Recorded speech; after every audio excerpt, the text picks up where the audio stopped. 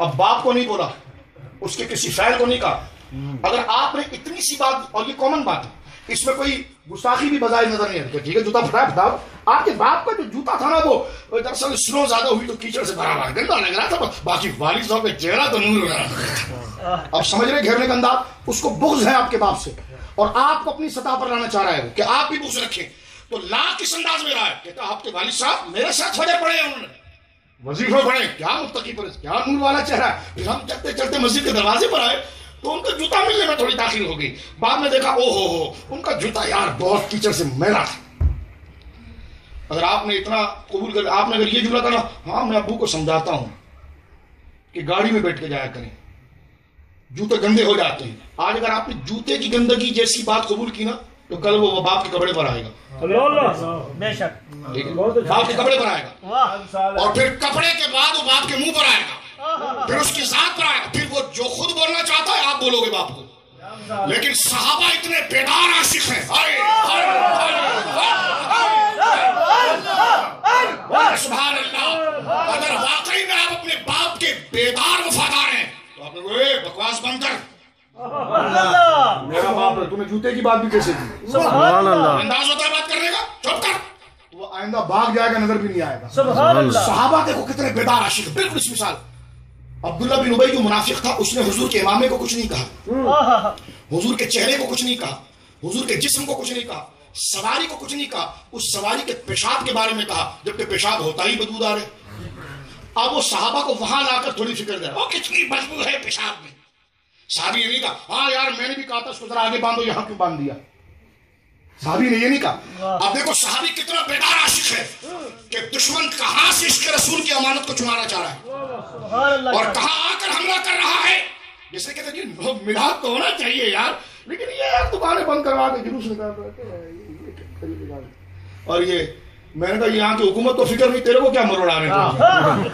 20 pound تو تو کماتا نہیں، اتنا تو شور مچا رہا ہے، تجھے کیا مروڑ آ رہا ہے؟ ہم نے کہا یہ جو ہم نے لگایا اپنے پیسوں سے لگایا ہے. اور جو کل تیرے گھر میں شادی ہوئی تھی پتہ نہیں کس کی ہوئی تھی، تو تو نے تو سب کچھ ہم سجا دیا تھا. اور تیرے گھر کی شادی کے ایک چراغے کو توڑ دیتے تو وہ تیری عزت تھی. اگر تیرے گھر کے آگے ایک بلب لگا تھا، ایک بلب کو اگر ہم توڑ دیتے تو کہتا یہ مجھ چودھری پر حملہ ہے. تو میں نے کہا جس طرح وہ چراغا تیری شادی کی طرح منسوب ہو کر تیری عزت بن گیا تھا، اسی طرح یہ جھنڈے مصطفیٰ کے ذکر کی طرح منسوب ہو کر مصطفیٰ کی عزت بنے. سبحان اللہ. سمجھ گئے میری بات آپ؟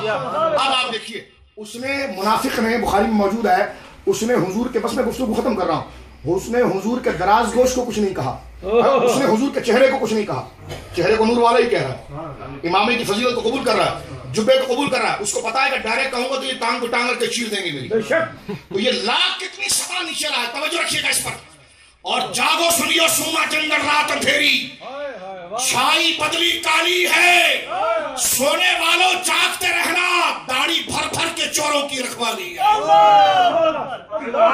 ہمارے یو کے کا مزاج بھی، میں ناراض نہیں ہونا ایک بات میں کروں، جو عربی بولتا ہے کہا یہ شیخ اعظم. میں نے کہا نا، اس زبان کا لحاظ نہیں، لحاظ مصطفیٰ کی تعظیم کا ہوتا ہے. اگر حضور کا عاشق ہے تو پھر عربی کا پنجابی بھی قبول ہے، حضور کا عاشق ہے تو پھر تو اردو بھی قبول ہے، حضور کا عاشق ہے تو گونگا بھی ہو تب بھی قبول ہے، کچھ نہ پڑھے تب بھی قبول ہے. بولو سبحان اللہ. عبداللہ بن ابی عربی بولتا تھا. مدینے کے جو منافق تھے وہ کوئی پشتو نہیں بولتے تھے، وہ بھی عربی بولتے تھے. ہاں تو ذرا سمجھ رہے میری بات، یہ کوئی اور زبان نہیں بولتے تھے، سمجھ رہے؟ تو زبانوں کا اعتبار نہیں، اعتبار حضور کی نسبت کا ہے. بولو سبحان اللہ. اگر عربی بولنے والے کے پاس آپ کو دین نہ ملے تو پھر پنجابی بولنے والے عاشق کے قدموں سے جڑ جانا، کیونکہ زبانوں کا اصلاً کوئی اعتبار نہیں، اعتبار عشق مصطفیٰ کا ہے. بولے سبحان اللہ، بولے سبحان اللہ. میرے دوستوں میں گفتگو ختم کرتا ہوں. اس نے حضور کے چہرے کو کچھ نہیں کہا، حضور کے امامے کو کچھ نہیں کہا، جسم مبارک کو کچھ نہیں کہا. وہ لایا اس نقطے پر صحابہ کو جس پر وہ اس کو یقین تھا کہ 100%. بلکہ اگر میں آپ کو جب تک میں نے حدیث نہیں بتائی تھی تو آپ بھی یہی کہہ رہے تھے کہ گدھے کے پیشاب میں بدبو ہوتی ہے، جب تک میں نے حدیث نہیں پڑھی، کیونکہ یہ اتنا عام مسئلہ ہے.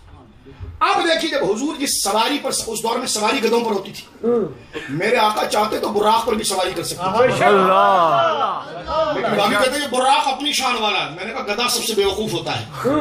حضور اس پر بیٹھ گئے تو وہ علم باطن کا بھی عالم ہو گیا.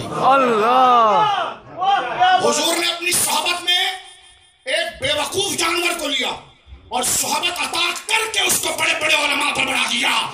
حضور کے علم پر مناظرہ کرنے والوں سنو، مصطفیٰ کا کمال تو ایسا ہے کہ اگر ایک جانور جس کی فطرت میں غبات ہے، بے وقوفی ہے، مصطفیٰ جسم لگائے تو وہ ظاہر کا بھی عالم ہوتا ہے، باطن کا بھی عالم ہو جاتا ہے. سبحان اللہ، سبحان اللہ، سبحان اللہ. یہی میلاد ہوتا ہے بھائی، اسی کو ذکر کو میلاد کہتے ہیں.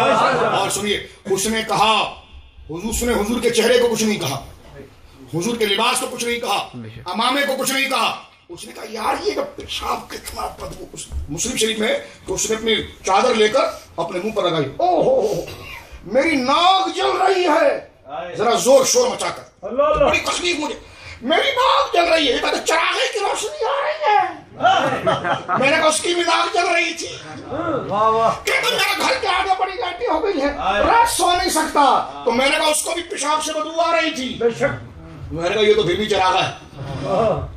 اور اس نے جناب جو ہے اپنے، آپ سمجھ رہے ہیں، تانا بانا مانا، دیکھیں ہر چیز وراثت میں آتی ہے. اب وہ ناک پر جو ہے نا رومال لٹک گیا. او ہو میری جو ناک چل رہی ہے، ناک چل رہی ہے. میں نے کہا حضرت شیخ الحدیث بنتے ہو، ذرا یہ حدیث جب تم نے پڑھی ذرا اس کی ریکارڈنگ تو سناؤ، تم نے اس کو ایکسپلین کیسے کیا.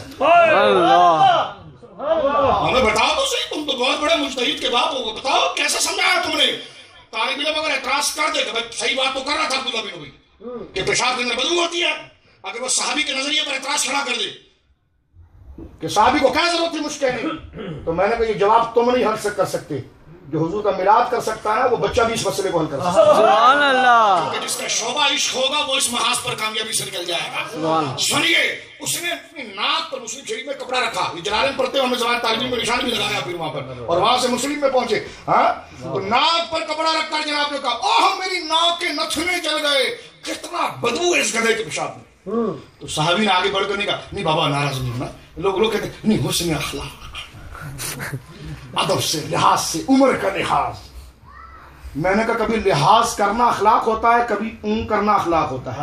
اللہ، کیونکہ سختی بھی اخلاق سے اور نرمی بھی اخلاق سے. سختی بھی اخلاق سے، نہیں بڑوں کا ادب. میں نے کہا بڑے مصطفیٰ ہیں.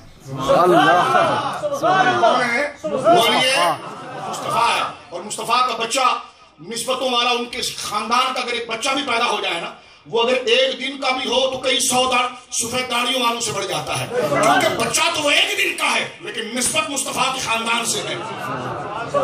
نسبت تو اب آپ دیکھیے مصطفیٰ کتنے بڑے ہیں. اس نے کہا ارے میری ناک کے نتنے جل گئے اس گدھے کے پیشاب سے. صحابی کا بابا جی ناراض، ہمیں حضور نے اخلاق سکھایا، نرمی سے بات کرنا سکھایا ہے، بڑے آداب سکھائے. میں حضور کا خادم، میں بہت ناراض. اچھا آئی میں آگے کروں. وہ آگے بڑے، انہوں نے ہستین چڑھائی اور بڈھے کا گریبان پکڑا.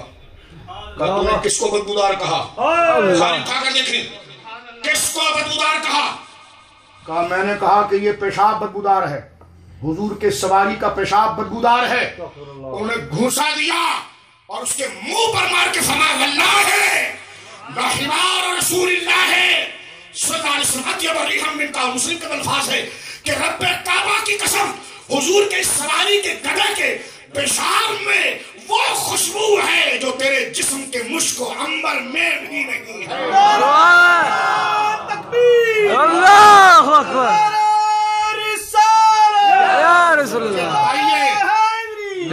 بتائیے مجھے ذرا بتائیے کہ بدبو بھی جب خوشبو لگے تو اس مزاج کو عشق نہیں کہتے؟ بدبو بھی کہتے ہیں مدینہ کا تخت صحرا آپ کہتے بڑا نرم نرم ہے اور ٹھنڈا ہے. صحرا کو تم گلستان کہتے ہو. سیرے گلشن کون دیکھے دشت طیبہ چھوڑ کر، سوئے جنت کون جائے در تمہارا چھوڑ کر. کہنے کا وہ دشت اور صحرا تمہیں باغ لگتا ہے، ہمیں تو پھول نظر نہیں آتا. اور میں نے کہا خشکے مسوار کی چٹکی اور لگا دے، تجھے یہ پھر بھی سمجھ میں نہیں آئے گا. اس لیے کہ صحابہ کا عشق ہے کہ سامنے بدبو ہے لیکن وہ کہتے ہیں خوشبو ہے. یہ نہیں کہ میں نے کی ہے, کوئی نہیں کرتا, مجھے اور آپ کو لذت آنی چاہیے تھی. میں کر رہا ہوں تو یہ میرے لیے اعزاز کی بات ہے. میری زندگی کا سب سے قیمتی وقت ہے جو میں یہ حدیث پڑھ رہا ہوں. اس وقت عافیت سے مجھے موت بھی آ جائے تو یہ میرے لیے خوش نصیبی کا مقام ہوگا. مجھے خدا نے یہ حدیث پڑھنے کی سعادت دی ہے اور قیامت کے دن یقیناً میں رسوا نہیں ہوں گا. عبداللہ بن رواحہ مجھے اپنے جوتوں میں ضرور شمار کریں. سبحان اللہ. سنیے میرے دوستو, اب یہ کیا جذبہ ہے کہ آپ غور کریں, پیشاب کی بدبو خوشبو لگے, یہ غلو حق نہیں؟ آپ کو تقریر نہیں